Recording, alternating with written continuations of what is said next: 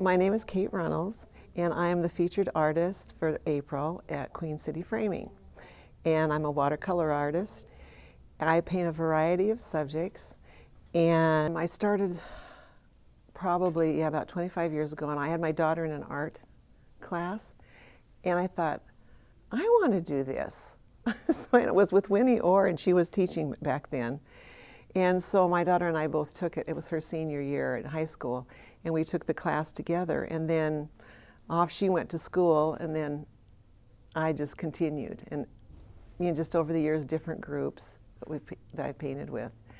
And we had met a woman that came to visit Helena, who was a great watercolorist, and she came to our group, and she was another inspiration.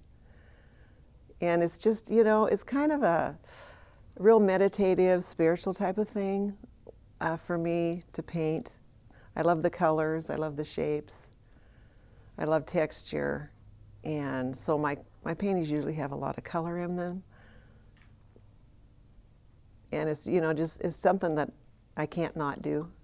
I have to paint. And let me show you a few. Okay, we have, this painting is kind of a fun one and has a story behind it, because I took a workshop from Gordon Zulke on watercolor techniques and tips. And this one is actually done with sand. And we painted a little bit, but we put the sand on, added our color, and just put a lot of color in this wet sand, and then we let it sit overnight. And the next morning when the sand was dry, we just we took all that stuff off, and it was like a one and done painting. So I encourage any of you who know Gordon to take one of his workshops if you can. This painting, the inspiration came from a trip to California to visit our daughter. And we went to Big Sur, and we went to the beach, and of course they have these beautiful California cypress trees there on the beach, and this one was the one that spoke to me. So this is this is the result of that. These paintings that are here, and they have these beautiful succulents, and so I decided to take pictures of those, and this is the result. This painting was one that made it into the Montana Watercolor Show last year. And again, it was a techniques class I had taken. Learned the techniques, went home, and had a prickly pear flower picture, and decided to use that technique with this particular painting. Okay. And what we have here is the cards I've made of the paintings that I do, and I sell these myself. For about the last 3 years, we've had a garden party at Terry Cohey's, usually in August, and we all are watercolor artists, and we paint and have our cards made, and we have a wonderful garden party in her yard. All right, and then these are some of the, I did 2 paintings of Angel, and it's a friend of mine's cat, Colleen Rogan's cat. I did one for her housewarming, and then I did 2 others, and they're all a little bit different colors.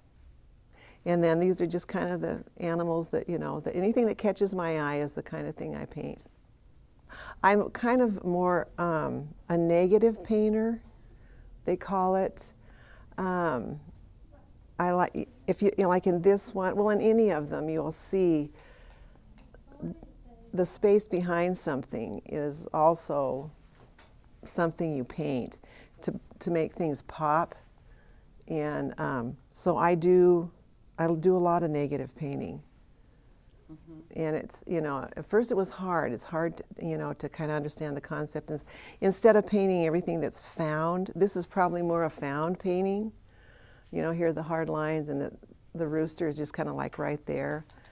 But this one's more of a negative painting. where you put your color on, and then if you want these trees to pop or to come forward, then you paint around it.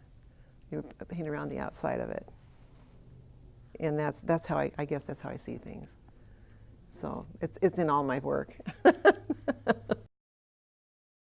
But you know, what's fun about this painting too is that my daughter is an acrylics artist, and she lives in San Francisco, and my daughter-in-law is an oil painter, and she lives in Colorado. So it's fun to share, you know, things with them. And if you have a question, you know, you can always take a picture of it, send it to them. What do you think? You think this painting's done? And that sort of thing, and get their feedback, you know. And, you know, I will have an idea of what I want to paint, but then the painting kind of takes over, and it kind of just, the painting paints itself. It never, I have this idea in your head, and if I try to make it look exactly like something, I struggle with it. But if the painting, you know, pushes me in a different direction, then that's what I do. And I found that I have more success that way. Mm-hmm.